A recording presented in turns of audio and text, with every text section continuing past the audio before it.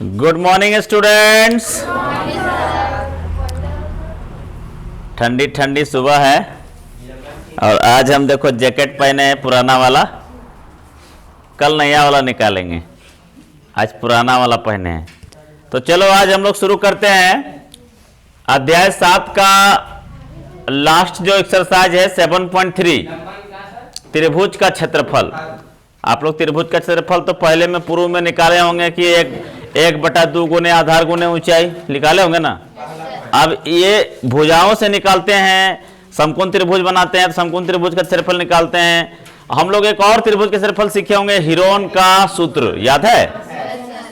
त्रिभुज का क्षेत्रफल निकालने के अलग अलग तरीके, एक हम लोग समकोण त्रिभुज का क्षेत्रफल निकालते हैं 1/2 गुने आधार गुने ऊंचाई। उसी तरह हीरोन के सूत्र के द्वारा पहले s ज्ञात करते हैं, फिर तीनों भुजाओं को जोड़ करके s ज्ञात करते हैं, फिर उसके बाद s minus a into s minus b into ऐसे करके एक सूत्र आता है, उससे हम लोग हीरोन के सूत्र के द्वारा त्रिभुज का क्षेत्रफल ज्ञात करते हैं। अब जो हम लोग करने जा रहे हैं वो शीर्षों के द्वारा बोर्ड में समझते हैं हम लोग कि एक त्रिभुज हम लिए, कोई भी त्रिभुज कैसे भी त्रिभुज है, इस त्रिभुज में एक यहाँ पे शीर्ष है, एक यहाँ पे शीर्ष है और एक यहाँ पे शीर्ष है। आप देख सकते हैं त्रिभुज के 3 ही शीर्ष होते हैं ना। सपोज दैट इसको A मान लिए, इसको B मान लिए, इसको C मान लिए। आपके पास जो शीर्ष है वो शीर्षों के निर्देशांक ज्ञात हैं आपको। तो निर्देशांक आपका है 1 माइनस 1, दूसरा है -4 और 6 और तीसरा है -3 और -5। 3 शीर्ष आपको मालूम है। अब इन तीनों शीर्षों से आप क्या करोगे कि त्रिभुज का क्षेत्रफल कैसे ज्ञात करोगे, उसी को हम लोग सीखने जा रहे हैं। पूर्व में हमने आपको उदाहरण सूत्र बताया था। अब उस सूत्र के जरिए हम लोग इसको पहले डिसाइड करेंगे कि ये 1 है, ये 2 है, ये 3 है। तो आपका x1 बराबर क्या होगा, आप ही लोग बोलिएगा क्या होगा, सबका आवाज आना चाहिए। x2 बराबर क्या होगा, वेरी गुड। x3 बराबर क्या होगा, वेरी गुड। फिर y में आते हैं, y1 बराबर क्या होगा, -1। y2 बराबर क्या होगा, 6 और y3 बराबर क्या होगा, -5। इसमें किसी कोई दिक्कत है नहीं है ना, ये तो पूर्व से ही हम लोग करते आ रहे हैं, इसलिए इस पे प्रॉब्लम नहीं होगा। अभी आपको एरिया ऑफ त्रिभुज ABC हिंदी से लिखेंगे तो त्रिभुज ABC का क्षेत्रफल बराबर 1/2 into x1 into y2 minus y3 plus x2 into y3 minus y1 plus x3 into y1 minus y2 कोष्ठ बंद। यह आपके त्रिभुज का क्षेत्रफल का सूत्र है निर्देशांक ज्यामिति के लिए, यानी निर्देशांक जो दिया हुआ रहेगा शीर्षों के, उसके द्वारा अगर ज्ञात करना हो तो यही सूत्र ज्ञात करना होगा। पूर्व के क्लास में आपको आने वाला क्लास में आपको बता दिया जाएगा कि ये सूत्र कैसे आया। ठीक है, तो चलिए हम लोग अभी सूत्र को इसको फोकस करते हैं और इसको बनाने का प्रयास करते हैं। 1/2 बड़ी कोष्ठ x1 कितना है भाई, 1 है, इंटू y2 कितना है भाई, 6 है, माइनस y3 कितना है, अब माइनस माइनस क्या होगा, प्लस हो जाएगा, घेर देंगे। प्लस x2 बराबर क्या है, अब यहां भी माइनस, इसको इंटू करके लिखेंगे तो फिर दिक्कत होगा, इसलिए इसको डायरेक्ट हम यहां पे क्या कर देंगे, माइनस कर देंगे और यहां पे लिख देंगे 4 इंटू y3 बराबर क्या है, -5 है और y1 बराबर क्या है, तो -1 है, जो कि माइनस माइनस +1 हो जाएगा। फिर हम लोग जाएंगे x3 आपका कितना है, -3 है, तो यहाँ भी -3 हो जाएगा, क्योंकि प्लस था लेकिन प्लस माइनस माइनस हो जाएगा। अब फिर y1 बराबर कितना है, तो -1 है, तो -1 लिखेंगे और y2 बराबर कितना है, तो 6 है, तो -6 ही होगा, क्योंकि यहाँ पे तो माइनस पहले से ही है और ये प्लस में है तो प्लस माइनस माइनस ही रहेगा। इसको ऐसे करके घेर देंगे। अब क्या करेंगे, इसको तोड़ेंगे, पहले ऐसे ही रहने देंगे।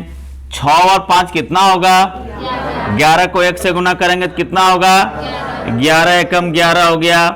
5 में 1 जाएगा तो कितना बचेगा, -4। ये -4 को -4 से गुना करेंगे तो minus into minus equal two plus, और 4 चौका 16।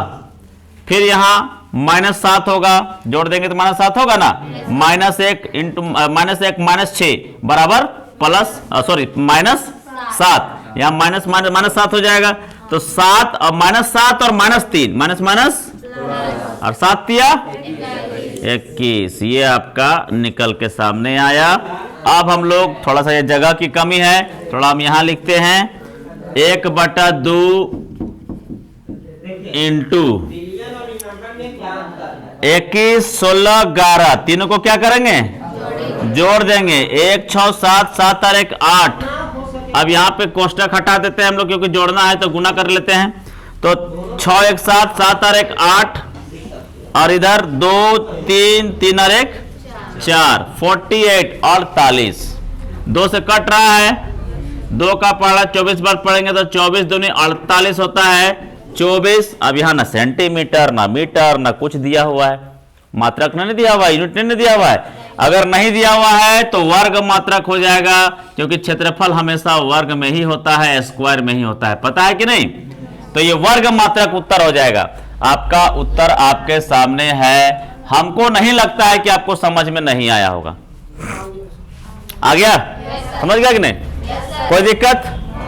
फिर से एक बार थोड़ा सा सरसरी निगाहों से देखते हैं हम लोग। अब सरसरी निगाहों से मैंने ऐसे करके ऐसे मत देख लेना, थोड़ा बढ़िया से तनिक रुक रुक के देखते जाना। तो ये क्वेश्चन तो समझ में आ गया। त्रिभुज हम लोग बनाए, कोई जरूरी नहीं है कि आप त्रिभुज बना के ही उत्तर देना, वो तो आपको समझाने के लिए मैंने बताया। 3 भुजाएं हैं, बनाओगे तो अति उत्तम, आपको भी सहूलियत होगा। अब ये x1 है, x2 है, x3 है, जो मानना था मैंने मान लिए। मानना क्या है, x1 x2 होता ही है, क्योंकि 1 है तो xy, 2 है तो xy, 1 है तो x1 y1, x2 y2, x3 y3, हमने मान लिया, यहाँ लिख लिया।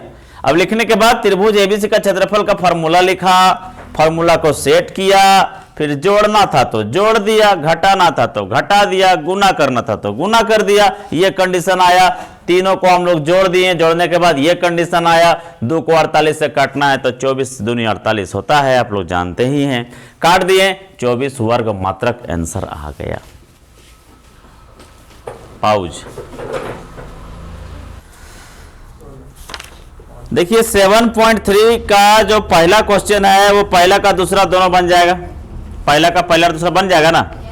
उसके बाद दूसरा देखिए बोल रहा है के का मान ज्ञात कीजिए ताकि तीनों बिंदु संरेखी हों। अब बिंदु संरेखी होता है, आपको भी पता है कि बिंदु संरेखी होता है, कि बिंदु संरेखी का मतलब एक ही रेखा में 3 बिंदु होंगे, एक यहां होगा, एक यहां होगा, एक यहां होगा। तो क्या त्रिभुज बनना संभव है? त्रिभुज बनेगा क्या?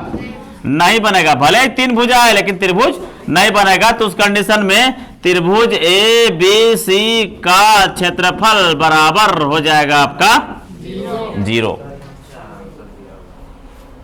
ठीक है, 0 हो जाएगा। अब ये त्रिभुज का क्षेत्रफल इधर सेट करिएगा। त्रिभुज का क्षेत्रफल सेट करने के दौरान आपका जो शीर्ष है और शीर्ष में कहीं ना कहीं के नजर आएगा, उसमें के का मान लगाते जाइएगा, उसको जोड़ घटा गुना भागा करते जाइएगा। लास्ट में आपको के इधर हो जाएगा, बाकी जो संख्या है उधर भेज दीजिएगा, आपका आंसर आ जाएगा। ठीक है शुभम, तो ये बन जाएगा। अब आपके पास एक सवाल है जिसको अगर आप समझ लेते हैं तो ये चैप्टर आपका फिनिश, हाँ खत्म, टाटा बाय बाय। माने बहुत अच्छा लगता है जब आपका एक्सरसाइज खत्म हो जाता है, नहीं आराम का चैन का सांस लेते हैं, बाप पार लिए। हम लोग देहाती है ना भाई, सही सोचते होंगे। तो ये जो आपका क्वेश्चन है, अभी मैंने आपको बताया कि त्रिभुज का क्षेत्रफल कैसे ज्ञात करेंगे। फिर मैंने बताया कि त्रिभुज का क्षेत्रफल अगर संरेखी हो त्रिभुज तो उसका क्षेत्रफल 0 होता है, हमको पता है। उसमें के का मान कोई शीर्ष में कोई के लिख दिया है, यहाँ मैंने 0 1 है, यहाँ 0 3 है, यहाँ पर के आ जाएगा। तो उसका क्षेत्रफल कैसे, यानी कि k का मान कैसे ज्ञात करेंगे वो भी मैंने बताया। एक और होता है कि चतुर्भुज बनता है, समांतर चतुर्भुज, उसके बीच में एक विकर्ण खींच देते हैं तो एक त्रिभुज इधर बन जाता है, एक त्रिभुज इधर बन जाता है, जो कि आगे के चैप्टर में है, वो भी आप बना लीजिएगा। दोनों त्रिभुज का सेपरेटली अलग अलग क्षेत्रफल निकाल करके दोनों को जोड़ दीजिएगा तो आपका क्षेत्रफल, उस चतुर्भुज का क्षेत्रफल ज्ञात हो जाएगा, वो भी आपसे बन जाएगा। लेकिन ये थोड़ा सा एक अलग क्वेश्चन है और ये थोड़ा सा अक्सर वीवीआई क्वेश्चन होता है, ये क्वेश्चन दिया जाता है एग्जाम में। इस क्वेश्चन को पहले समझिए। ये है आपका अध्याय एक्सरसाइज 7.3 का क्वेश्चन नंबर 3। इसमें क्या कह रहा है, इसमें कह रहा है कि क्वेश्चन मैं नहीं लिख दिया हूं क्योंकि ज्यादा क्राउड लगेगा। तो इसमें कह रहा है कि एक त्रिभुज ले, दिया हुआ एक त्रिभुज है, उस दिए हुए त्रिभुज का ए बी सी का निर्देशांक दिया हुआ है। जैसे कि आप देख सकते हैं कि 0 - 1 2 1 और 0 3 आपका दिया हुआ है। लेकिन आपको करना क्या है, तो आपको करना है कि इसके मध्य बिंदुओं से, चलिए ए बी का मध्य बिंदु एक ले लेते हैं, बी सी का एक मध्य बिंदु ले लेते हैं और ए सी का एक मध्य बिंदु ले लेते हैं, और इन त्रिभुज के मध्य बिंदुओं से एक और त्रिभुज का निर्माण होगा। इस त्रिभुज का क्षेत्रफल ज्ञात करना है और इस त्रिभुज का क्षेत्रफल का ज्ञात करने के बाद जो दिया हुआ त्रिभुज है इसके साथ उसका अनुपात ज्ञात करना है, यानी कि इस त्रिभुज का क्षेत्रफल बटा बड़ा वाला त्रिभुज का क्षेत्रफल, ऐसे ज्ञात करना है आपको। तो पहले क्या करेंगे, एकदम सिंपल भाषा में समझिए, दिमाग को फोकस करिए कि ये मध्य बिंदु से मिला हुआ है ना जी। इसका मध्य बिंदु कौन है, ये है। इसका मध्य बिंदु कौन है, ये है। इसका नाम दे देते हैं P, इसका नाम दे देते हैं Q, इसका नाम दे देते हैं R। जैसा कि आप देख रहे हैं कि मध्य बिंदु सूत्र का प्रयोग करके हम इस बिंदु को निकाल सकते हैं कि नहीं। तो मध्य बिंदु का सूत्र हम लोग निकालेंगे तो जब पता है आपको x1 बटा x2 बटा 2 y1 बटा, हाँ x1 प्लस, थोड़ा सा एक मिनट, थोड़ा सा पॉज करो, तो इधर हल्ला हो रहा है, थोड़ा सा डांट के आते हैं।